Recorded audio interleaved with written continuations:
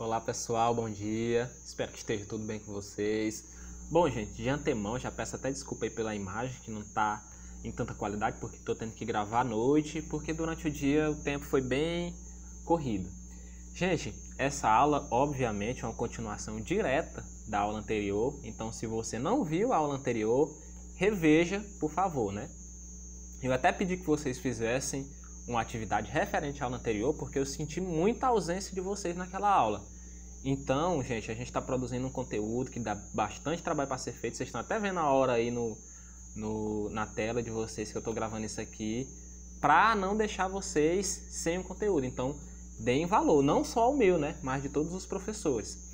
Bom, gente, depois do pequeno puxão de orelha, daremos continuidade ao assunto, né?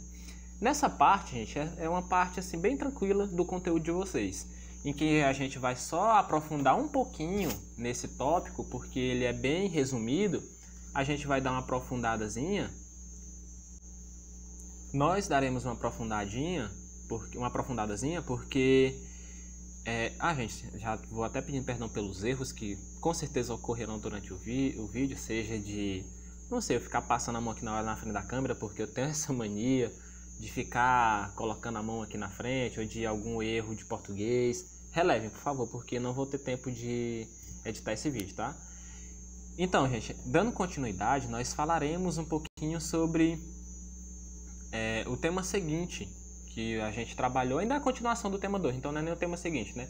Mas a gente vai se aprofundar um pouquinho mais para que vocês construam uma base para os próximos conteúdos que virão, que esses serão sim um pouquinho mais puxados, não, nada muito demais também, mas comparado a esse sim. Então, gente, o tema da aula vai tratar um pouquinho de Rudolf Laban e o desenho da música. De antemão, eu já vou até dizer para vocês que peço que vocês acompanhem esse desenho da música no próprio livro didático, né? Não só esse tópico, mas todo o tópico de todas as aulas. Eu aconselho, não só da minha, né? De todas as disciplinas, que vocês, sempre que forem ver um conteúdo ou tiverem visto um conteúdo, vão lá no livro, deem uma lida, porque se vocês ficarem com a visão que foi passada só nas aulas, vocês vão ficar com a visão superficial, porque as aulas têm que ser resumidas. Então, a gente extrai o que a gente entendeu daquele conteúdo e passa para vocês. Mas fica a critério que vocês também procurem aprender.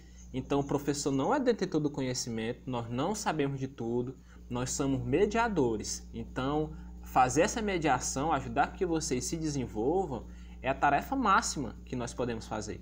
Então, procurem também por si próprios aprender, principalmente nesse período que vocês não estão tendo tanta ajuda, entre aspas, né, dos professores, que estamos se ajudando mais à distância, né? Então, sejam também um pouco autodidatas, não esperem por tudo na mão, certo? Continuando. Rudolf Laban. Gente, não reparem na pronúncia, não sei se é assim que se fala, tá? Eu também não é aula de inglês. Considerando um dos principais criadores da dança-teatro. A gente falou muito sobre dança na aula passada, e essa aula a gente vai falar um pouquinho mais sobre isso, né? Dando alguns exemplos, mostrando algumas danças tradicionais brasileiras, né? Então, espero que essa aula seja bem descontraída para vocês. Ele foi considerado um dos principais preceptores desse movimento, né? Desse movimento de dança-teatro, né? A dança parar de ser um negócio muito rígido e se tornou uma arte. Então, esse movimento veio para trazer a mudança, porque ele acreditava que os movimentos que nós podemos desenvolver com o corpo podem ser muito lúdicos e poéticos. Então, se você hoje ou no futuro, hoje não, né, porque ninguém está podendo sair de casa, mas futuramente, quando você tiver a oportunidade de ir num teatro, de ir até mesmo num cinema, né, que apresente um filme ou um espetáculo de dança, né, até mesmo os circos, né, que passam por nossa cidade, que a gente tenha a oportunidade de encontrar com esses artistas, nós nos deparamos com coisas assim inimagináveis que eles são capazes de fazer com o corpo, né? Assim, não só na dança, né, mas em diversos outros movimentos, diversos outros atributos artísticos. Mas, voltando para esse cunho artístico, um dia quando vocês tiverem a oportunidade de ir em algum grande evento, em alguma cor de dança, eu tenho certeza que vocês vão ficar surpreendidos. Então, é bom até a gente falar das nossas quadrilhas, né, do Nordeste. É muito interessante, né, como as pessoas ensaiam e conseguem lembrar aquela coreografia gigantesca. Lógico, né, leva muito tempo, né, meses, 5, 6 meses, para ficar pronto, mas é interessante ver que as pessoas conseguem fixar aquilo e fazer juntos numa sincronia tremenda. Então, naquele momento, a dança deixou de ser dança e se tornou arte, porque consegue nos tocar. E quando, o exemplo, né, a quadrilha, tá lá dançando Viva São João, a gente se sente parte daquilo, porque a gente vê, nós vemos pessoas ali que são do nosso meio, são pessoas comuns, não é ninguém superdotado nem nada. E quando participamos disso, a gente se sente muito feliz, a gente se sente muito motivado até fazer também. Quem nunca viu uma quadrilha se apresentando e pensou, ei, ano que vem eu quero dançar quadrilha também. Infelizmente esse ano ninguém vai dançar, né? Falo isso até com dor no coração, que eu adoro assistir.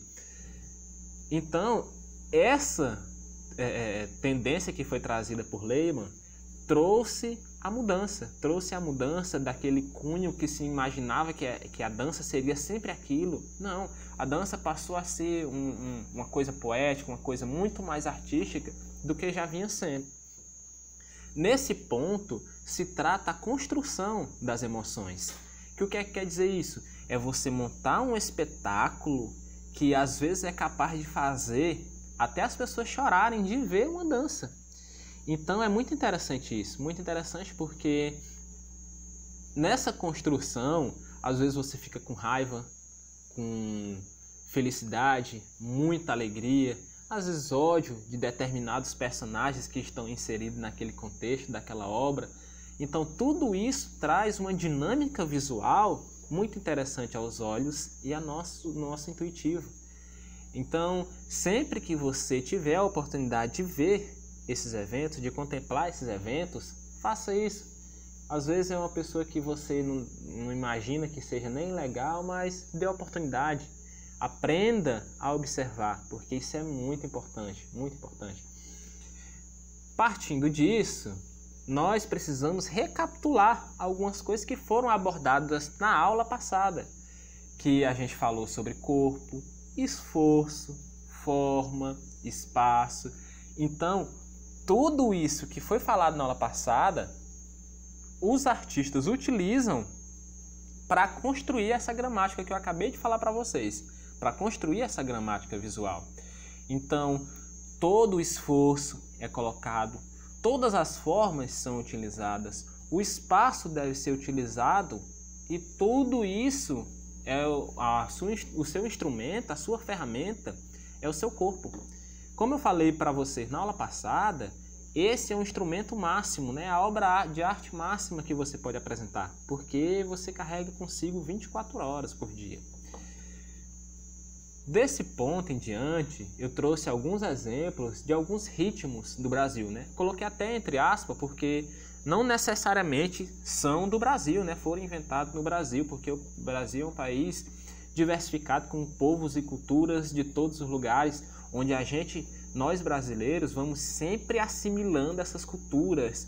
Então, por isso que se diz que nós somos um país da maior diversidade até do mundo, pode-se dizer, porque nós aprendemos a assimilar tudo que é de bom, às vezes até o que é de ruim.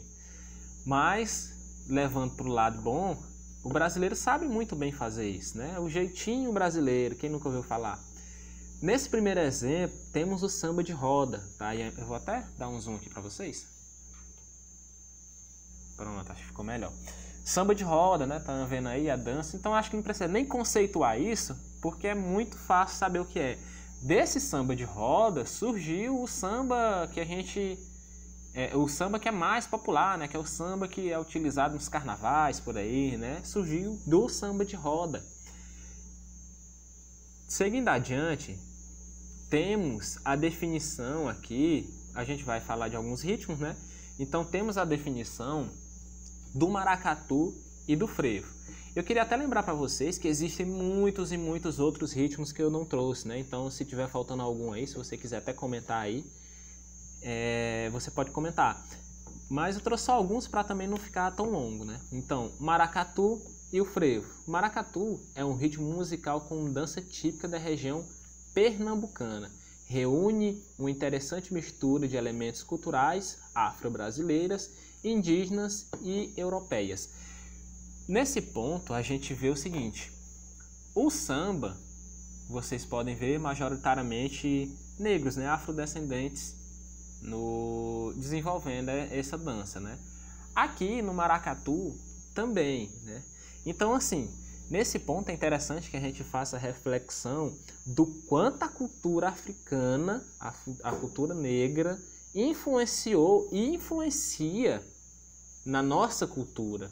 Infelizmente, às vezes, ainda existe, às vezes não, né? Quase sempre ainda existe um preconceito enraizado na sociedade, né?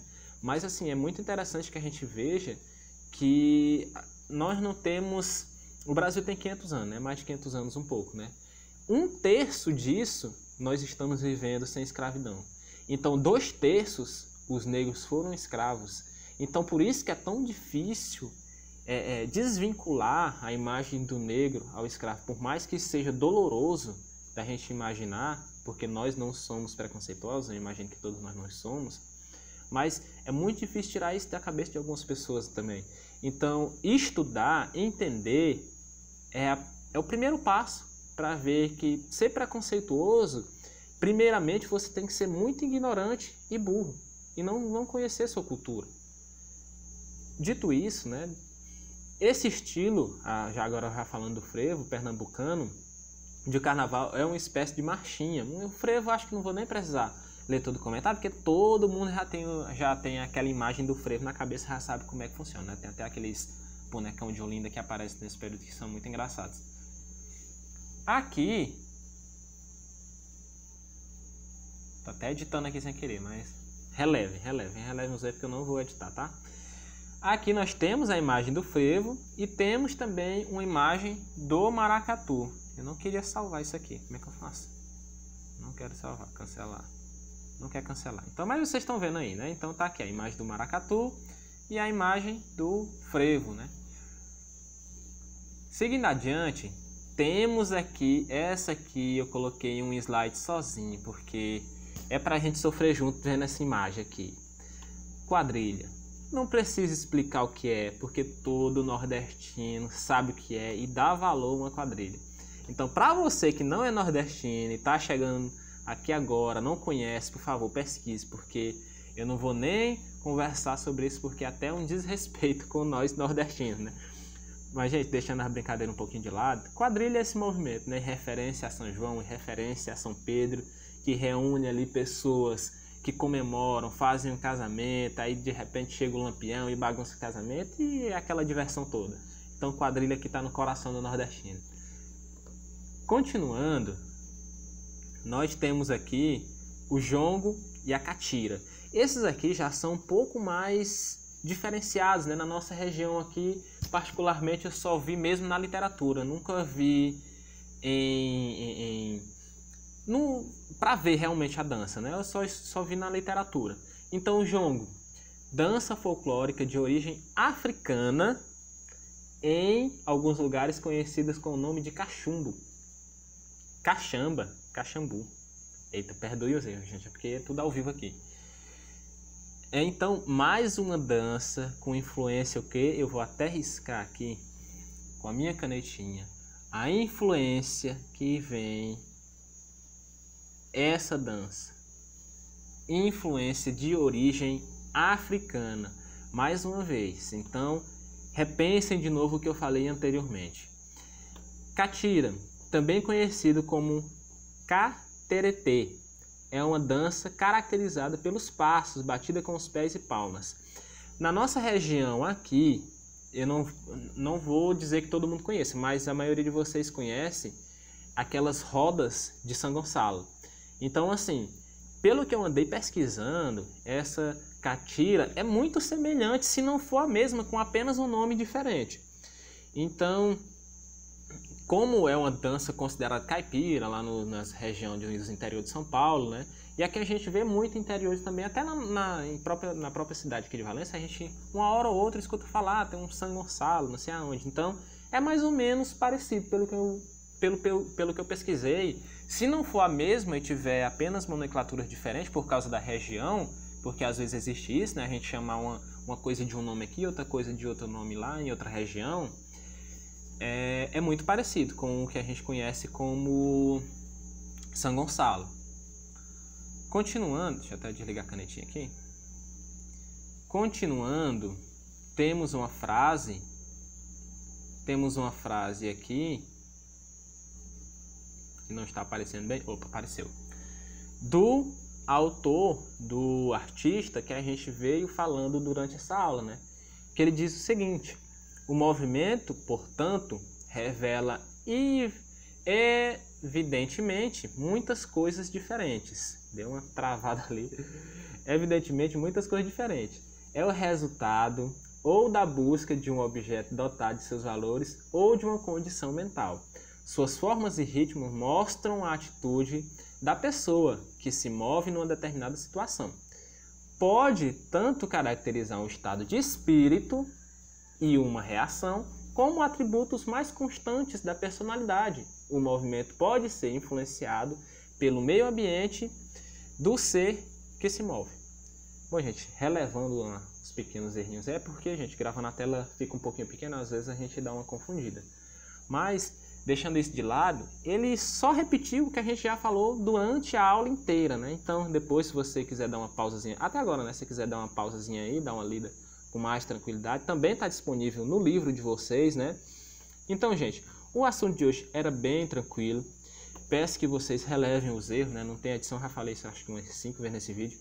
Então não tem assim como eu corrigir esses errinhos, mas pro próximo eu vou trazer uma coisinha melhor, tá?